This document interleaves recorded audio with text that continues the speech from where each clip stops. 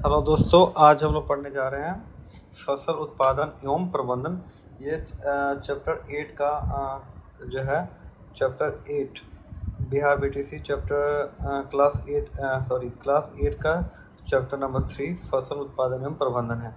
हम जान चुके हैं भोजन सभी जीवों के लिए आवश्यक है। पौधे अपना भोजन स्वयं बना लेते हैं, परंतु मनुष्य तथा अन्य जंतु जीवित रहने के लिए भोजन कहाँ से प्राप्त करते हैं?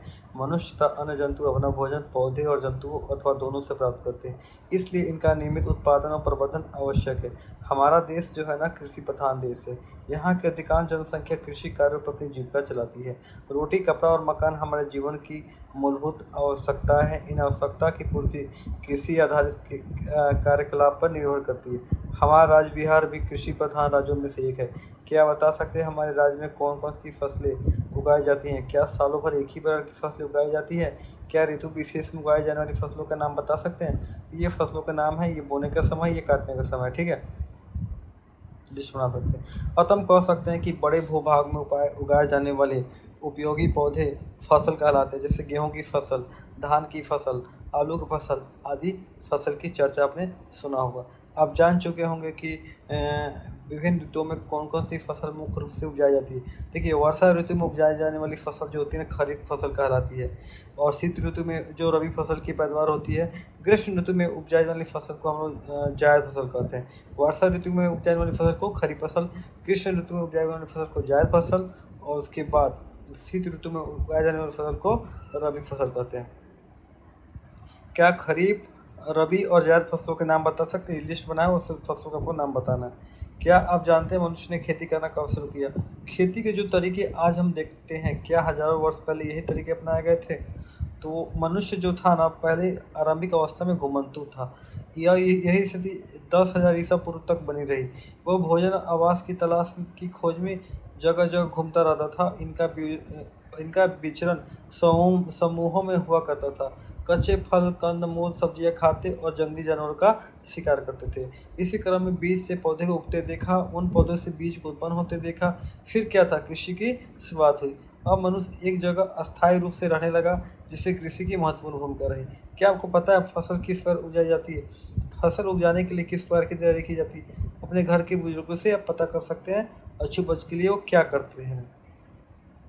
तो फसल उत्पादन के लिए क्रियाकलाप जो होता है, सबसे पहले मिट्टी तैयार किया जाता है, बीजों का चयन किया जाता है, बुवाई किया जाता है, सिंचाई किया जाता है, निकौनी किया जाता है, कटाई किया जाता है, फिर 7वां नंबर गहाई, उसाई और सफाई, और लास्ट में भंडारण किया जाता है। फिर से मैं नाम लेता हूँ। पहले हम लोग मिट्टी तैयार करते हैं, फिर उसके बाद उस मिट्टी में कौन सा बीज उपयोग करना है उसका चयन करते हैं। फिर उसके बाद हम बीज को उसमें बुआई करते हैं। जब बुआई हो जाता है फिर सिंचाई करते हैं। ठीक है, सिंचाई होने के बाद उसका निकौनी करते हैं, निकौनी होता है, उसके बाद उसका हम लोग कटाई करते हैं।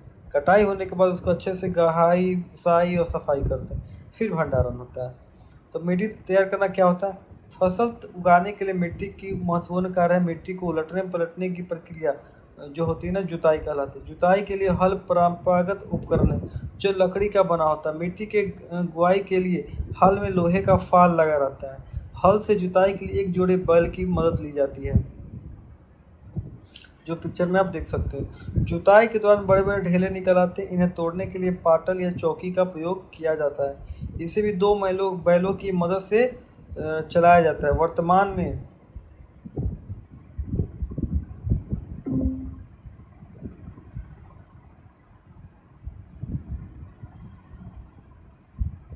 Which app do you want to listen to this on?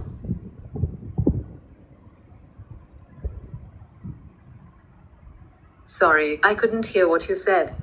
Sorry disturb के लिए। वर्तमान में ट्रैक्टर, पावर टिलर से जुताई का काम लिया जा रहा है। मिट्टी की जुताई से पौधे की जड़ें गहराई तक जा सकती हैं और पोषक तत्व प्राप्त कर सकते हैं। ह्यूमस पौधे की जड़ों तक पहुंचती है। केंचुए तथा सूक्ष्मजीवों में वृद्धि की संभावना बढ़ जाती है। ह्यूमस का निर्माण तेजी से होने लगता है। इस तरह हम देखते हैं बुआई से पूर्व मिट्टी की तैयारी महत्वपूर्ण कार्य है, जैसे आप पिक्चर में आप देख सकते हो। अब कृषि कार्य में जो उपकरण उपयोग होते हैं उसके कार्यों की सूची बनाइए। अपने इलाके में खेती या बागवानी में इस्तेमाल होने वाले औजारों का चित्र बनाइए। तो ये उपकरण का नाम लिखना है और क्या काम होता है उनका ये लिखना है। सेकेंड पॉइंट, बीजों का चयन। अच्छी उपज के लिए गुणवत्तापूर्ण एवं स्वस्थ बीज का चयन बहुत ही महत्वपूर्ण कार्य होता है। अच्छे बीज का चयन कीजिएगा, फटक कर तो करते ही हैं। कोई ऐसा भी तरीका है जिससे स्वस्थ बीज को चयनित किया जा सकता है कि हमको जो पता चले कि कैसे स्वस्थ बीज है। इसके लिए क्रियाकलाप 4 कर सकते हैं। इसमें करना क्या है कि कांच के गिलास में आधा गिलास पानी भरिए, उसके बाद उस गिलास में 1 मुट्ठी चना या गेहूं के बीज डालिए, 1 मुट्ठी चना और गेहूं के बीज। कुछ देर के बाद अवलोकन कीजिए क्या होता है, क्या सभी बीज नीचे बैठ गए या कुछ पानी की सतह पर तैरने लगे। क्रियाकलाप के दौरान आपने देखा कुछ बीज पानी की सतह पर तैरने लगे। ये बीज जो होते हैं ना, क्षतिग्रस्त, हल्के और खोखले होते हैं। इस तरह के बीजों से अंकुरण नहीं होता है। इस प्रक्रिया द्वारा अच्छी और स्वस्थ बीजों का चयन आसानी से हम लोग कर सकते हैं। और जल में जो डूबे बीज होते हैं ना, वो स्वस्थ और शुद्ध बीज होते हैं। थर्ड पॉइंट, बुआई। देखो, मिट्टी में बीजों को डालना बुआई कहलाता है। क्या आपने बीजों की बुआई करते किसानों को देखा है? चयनित बीजों की बुआई जो होती है ना, पौधे की प्रकृति पर निर्भर करती है। बुआई के लिए 2 विधियाँ प्रचलित है। कुछ बीज सीधे तैयार मिट्टी में छिटक दी जाती है, जैसे गेहूँ, जौ, मसूर। कुछ बीजों को नर्सरी में बोते हैं। कुछ दिन के बाद जब पौधे बड़े हो जाते हैं तब उसे उखाड़ कर दूसरे खेतों में मिट्टी तैयार कर रोपण किया जाता है। आपने धान की खेती करते अवश्य देखा होगा। धान के बीज जो होता है ना, बोने के बाद छोटे छोटे निकले पौधे को मोरी कहते हैं, जिसे उखाड़ कर दूसरे खेत में बोते हैं। इससे फसल की उपज अच्छी होती है। बुआई के समय कुछ सावधानी आवश्यक है। बीजों के बीच समान दूरी बने रहे ताकि पोषक तत्वों की प्राप्ति आसानी से हो सके। बीजों को इतनी गहराई में बोना चाहिए ताकि नमी के कारण अंकुरित हो सके। बुआई के बाद पक्षियों से सुरक्षा के लिए मिट्टी से ढक दिया जाना चाहिए। ये देखिए बुआई कैसे हो रहा है।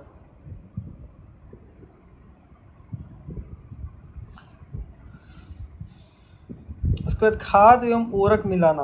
क्या आपने किसानों के खेत में खाद उर्वरक डालते हुए देखा है? ऐसा क्यों करते हैं? खाद जो होता है ना, कार्बनिक पदार्थ का मिश्रण होता है। पौधे या जानवरों के अवशिष्ट जैसे गोबर, बेकार साग सब्जी, पौधे पत्तियां तथा अन्य जैव अवशेष से प्राप्त कार्बनिक खाद कहलाते हैं। इन अवशिष्ट पदार्थों को एक गड्ढे में जमा करके मिट्टी से ढक दिया जाता है। सूक्ष्म जीव बेकार पदार्थों को कार्बनिक पदार्थों में अपघटित कर देते हैं। इस प्रकार तैयार की गई खाद को कंपोस्ट कहते हैं। खेतों में अनेक बार फसल उगाने से मिट्टी के पोषक तत्वों में कमी आती है। मिट्टी में पोषकों की पुनः पूर्ति के लिए खेतों में खाद डाली जाती है। खाद के अलावा कुछ रसायनों का प्रयोग किया जाता है जिन्हें उर्वरक कहते हैं, जैसे urea, ammonium sulphate, super phosphate, potash, potassium sulphate आदि। ये सब उर्वरक होते हैं। ये मिट्टी को विशिष्ट पोषक तत्व नाइट्रोजन, फास्फोरस और पोटेशियम आदि प्रदान करते हैं।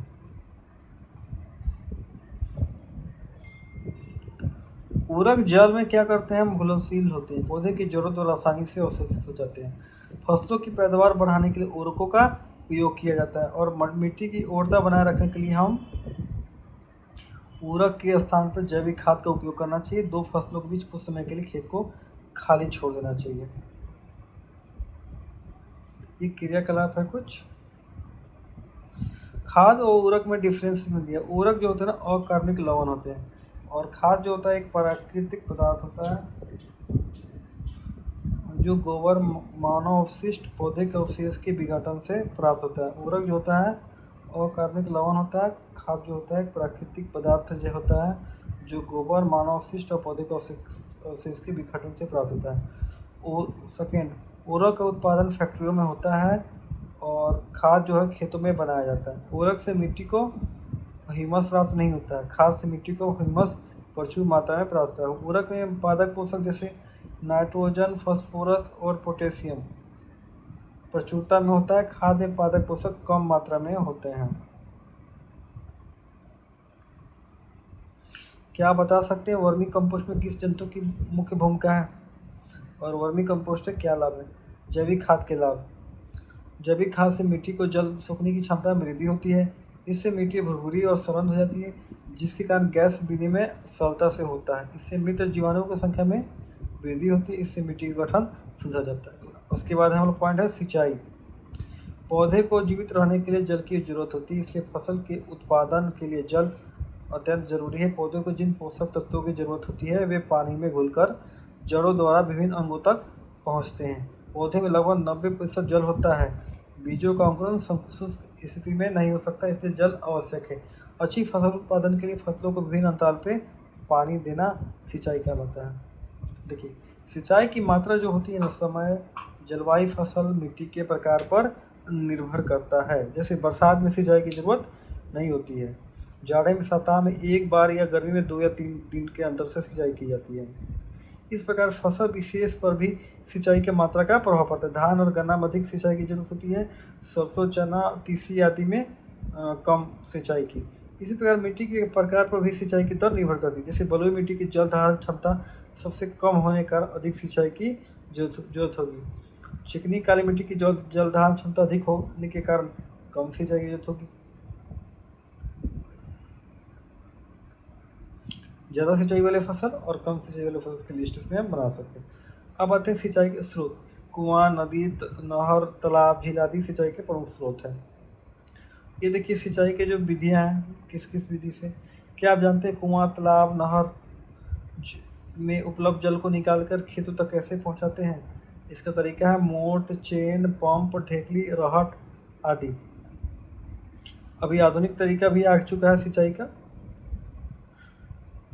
इसमें दिया हुआ है 1 नंबर छिड़काव तंत्र। इस विधि का उपयोग होता है असमतल भूमि के लिए किया जाता है, जहाँ पर जल कम मात्रा में उपलब्ध है। वहाँ पे नलों के ऊपरी सिरों पे घूमने वाले नोजल लगा दिए जाते हैं। ये पाइप निश्चित दूरी पे मुख्य पाइप से जुड़े होते हैं। जब पंप की सहायता से जल मुख्य पाइप में भेजा जाता है, वो घूमते हुए नोजल से बाहर निकलता है। इसका छिड़काव पौधे पे इस प्रकार होता है जैसे वर्षा हो रही है। छिड़काव बलुई मिट्टी के लिए अत्यंत उपयोगी होता है। जिस पिक्चर में आप देखिए छिड़काव तंत्र का। अब आता है ड्रिप तंत्र। क्या होता है? इस विधि में जल बूंद बूंद करके जो पौधे के जड़ों में गिरता है, इसे ड्रिप तंत्र कहते हैं। फलदार पौधों को पानी देने का सबसे अच्छा तरीका है। इसमें पौधे की बूंद बूंद करके जल प्राप्त होता है। इस विधि में जल बर्बाद नहीं होती है। जल की कमी वाले क्षेत्रों के लिए एक वरदान है। अब अगला पॉइंट, निराई। खेतों में फसली पौधों के साथ साथ कुछ अवांछनीय पौधे भी उगाते हैं, जो मुख्य फसल के साथ भोजन, स्थान एवं जल का बंटवारा करके फसल को प्रभावित करते हैं। इस अवांछनीय पौधों को खरपतवार कहते हैं। खरपतवार हटाने को निराई कहते हैं। किसान अनेक तरीके से खरपतवार हटाता है। वो फसल उगाने से पहले खेत जोतकर खरपतवार सुखा देता है। सूखे खरपतवार मिट्टी में मिल जाते हैं। इसके साथ खरपतवार खुरपी या हाथ से भी हटाया जाता है। रसायनों का उपयोग करके खरपतवार पर नियंत्रित किया जाता है। रसायनों का उपयोग सावधानीपूर्वक करना चाहिए। छिड़काव करते समय मुंह और नाक कपड़े से ढक लेना चाहिए। क्या आप जानते हैं खरपतवार नाशी रसायनों का प्रयोग का प्रभाव इसके छिड़कने वाले व्यक्ति पर भी पड़ता है? अब आते हैं फसल की कटाई। ये क्या होता है? देखिए, फसल कटने के बाद उसे काटने की विधि को कटाई कहते हैं। छोटे स्तर पे हंसिया से कटाई की जाती है। बड़े स्तर पे मुआ, रीवर, हार्वेस्टर से की जाती है। खरीफ की फसल जैसे धान, मक्का, बाजरा, ज्वार सितंबर अक्टूबर माह में की जाती है। जबकि रबी की फसल गेहूँ, चना, सरसों की कटाई मार्च अप्रैल में की जाती है। मार्च अप्रैल में हार्वेस्टर द्वारा कटाई होने पर खेत में पौधे के निचले भाग शेष रह जाते हैं। हमें इनको जलाना नहीं चाहिए, क्योंकि इससे प्रदूषण फैलता है। इसलिए इन्हें खेत में विघटित होने के लिए छोड़ देना चाहिए। कटाई के बाद फसल को थ्रेसिंग विधि द्वारा दाना एवं भूसा अलग कर दिया जाता है। देखिए, आपको पता है बच्चों, हमारे देश में फसल कटाई के समय को उत्सव के रूप में मनाते हैं। इसे कटाई पर्व कहते हैं। ठीक है, तो हमारे देश के सभी भागों में कटाई पर्व बड़ी धूमधाम से मनाया जाता है। कटाई के ऋतु के साथ विशेष पर्व आता है। पोंगल, बैसाखी, होली, दिवाली, बिहू, ये सब कटाई पर्व है।